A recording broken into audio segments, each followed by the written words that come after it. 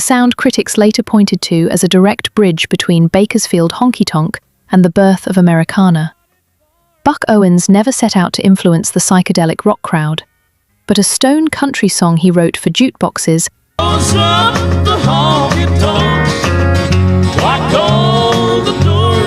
ended up circulating through the same scene that helped push country music into the Rolling Stones' orbit. Sometimes a song doesn't need a bigger hit. It just needs to end up in the right room, in front of the right restless 20-somethings.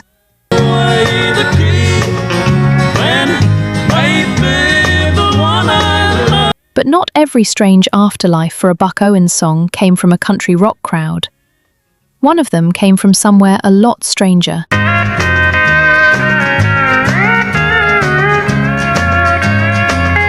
Number 7. Excuse me, I think I've got a heartache.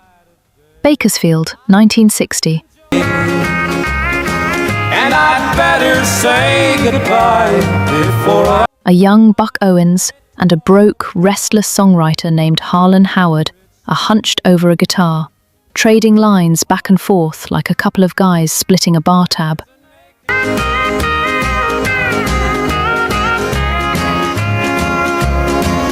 What comes out is, "Excuse me, I think I've got a heartache."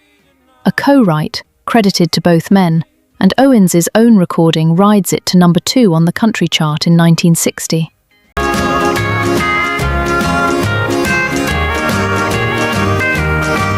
For most artists, that's the whole story. Chart position, paycheck, done. But fast forward 44 years, it's 2004, and an alternative rock band from Sacramento called Cake a bride tomorrow. But if I told the guys behind deadpan hits like Short Skirt / Long Jacket are working on the sessions for their album Pressure Chief.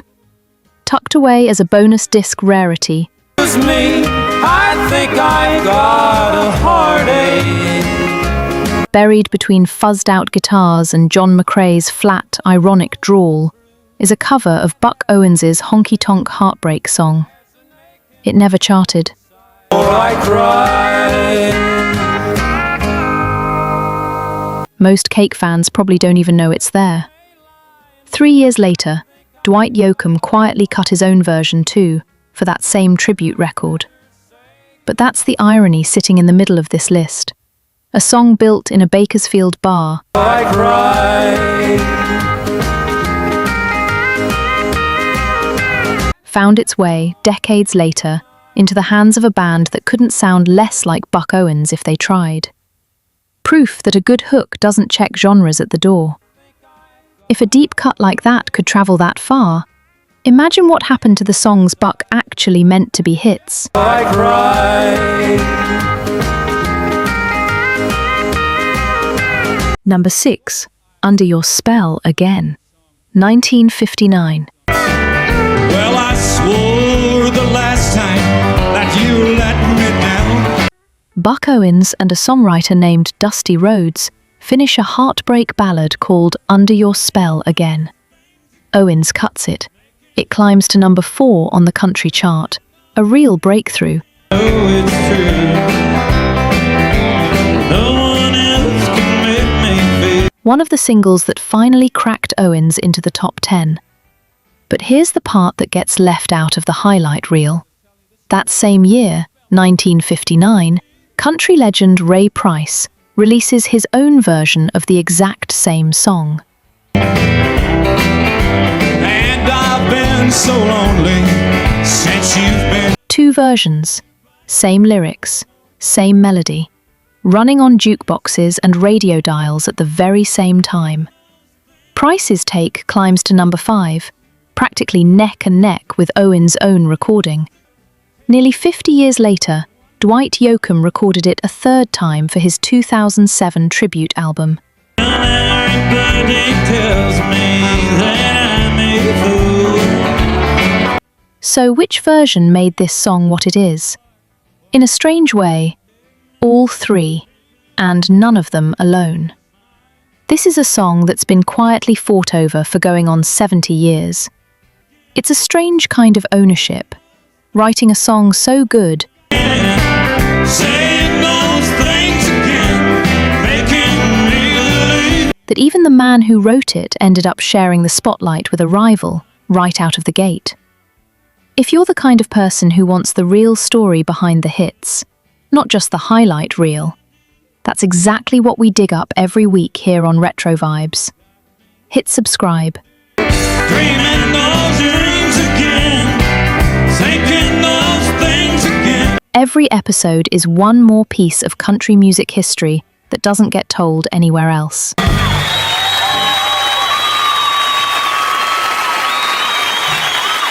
Number 5, Foolin' Around, 1961.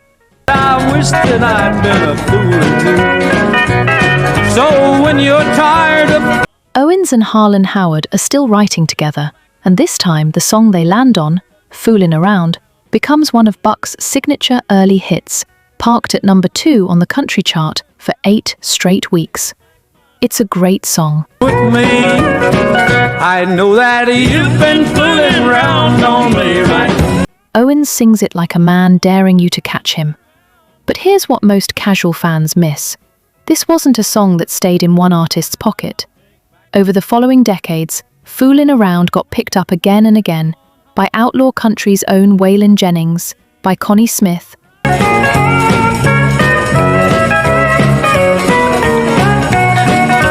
by steel guitar virtuoso Paul Franklin alongside Vince Gill, and by Dwight Yoakam on his 2007 tribute record. None of those versions knocked Owens off the top spot. His original still owns the song's history. Start, so I'll take back my ring and I'll take back my heart. But think about what it means for a honky-tonk two-step written by a struggling Bakersfield artist to still be worth recording by names that big, that much later. That's not a hit. That's a standard. I know that you've been fooling around on me, right? Buck Owens didn't just write hits for himself. Sometimes he wrote songs that quietly became somebody else's private competition, even when nobody else could quite beat the original.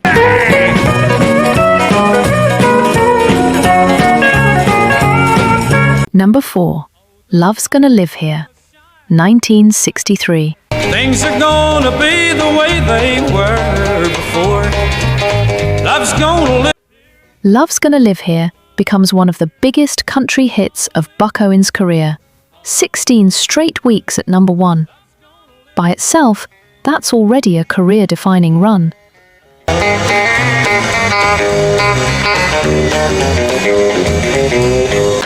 But here's what makes it different from a normal number 1. This one kept getting borrowed. Waylon Jennings recorded it. So did Merle Haggard, the other half of the entire Bakersfield sound. So did Glenn Campbell, one of the biggest crossover country stars of his generation. Gonna live here again. Love's gonna live here. Dwight Yoakam added his own version to that list in 2007. That's 4 separate major country careers spanning 4 separate decades, all deciding this same song was worth their own time. Love's gonna live here again. A hit is one artist having a great year. A song that 4 legends all choose to sing is something closer to a piece of the language itself. But even that kind of staying power doesn't compare to what happened to the 2 songs at the very top of this list.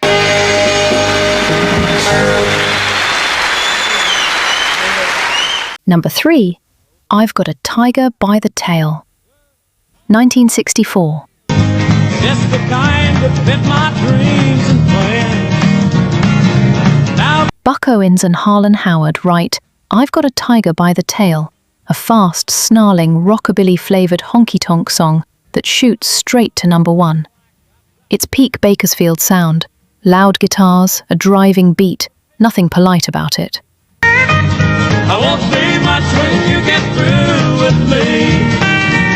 Well, Decades later, the song is inducted into the Grammy Hall of Fame, a permanent seal on its place in American music history.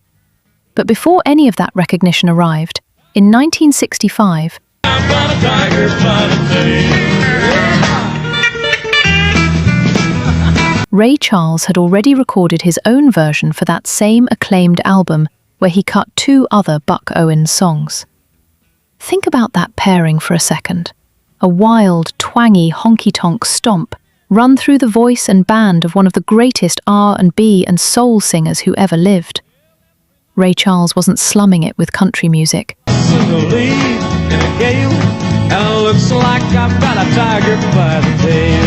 He was hearing something universal buried inside Buck Owens' songwriting, something that worked whether you played it with a Telecaster or a horn section. And that's exactly the theme that carries us into the final 2 songs on this list. The 2 Ray Charles recordings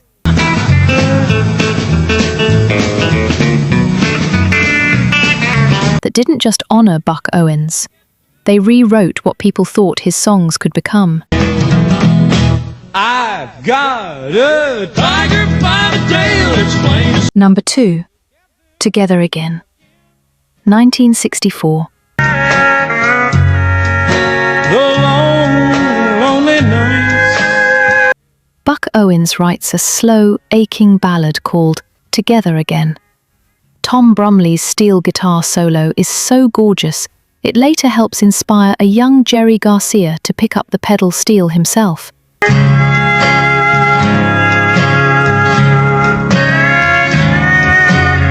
Owens's version goes to number 1.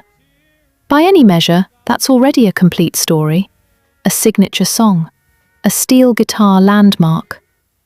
But here's what most people don't realize.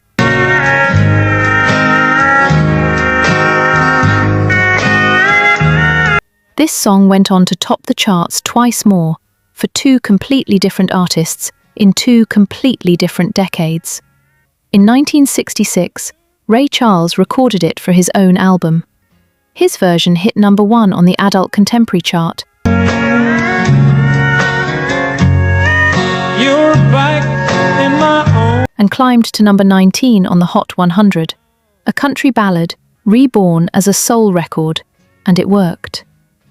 Then, in 1976, a rising singer named Emmylou Harris, building her career on reviving classic country songs with her own aching, What's matters now? We're together. high lonesome voice, recorded it for her album Elite Hotel. Her version also went all the way to number 1 on the country chart. 3 number 1 runs, 3 completely different singers, 1 song. The writer wrote himself a number 1 hit.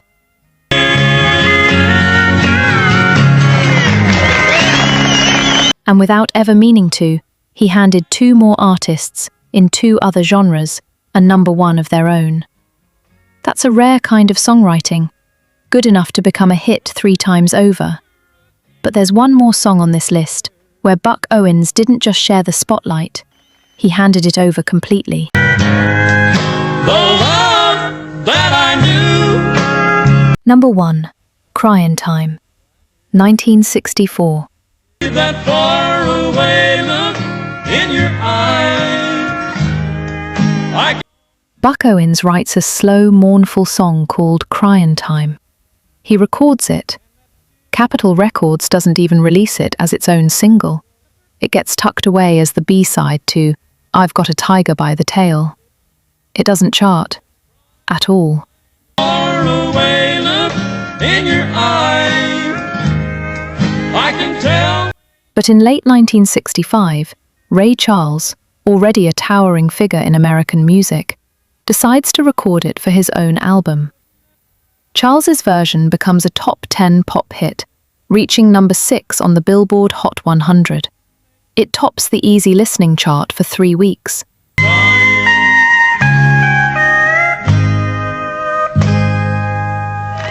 And in 1967, it wins not 1, but 2 Grammy Awards, Best R&B Recording and Best R&B Solo Performance. A song that couldn't even earn its own single release in Buck Owens' hands became Grammy-winning history in someone else's. Time again, you're gonna leave me. Ray Charles never treated it like he was stealing something.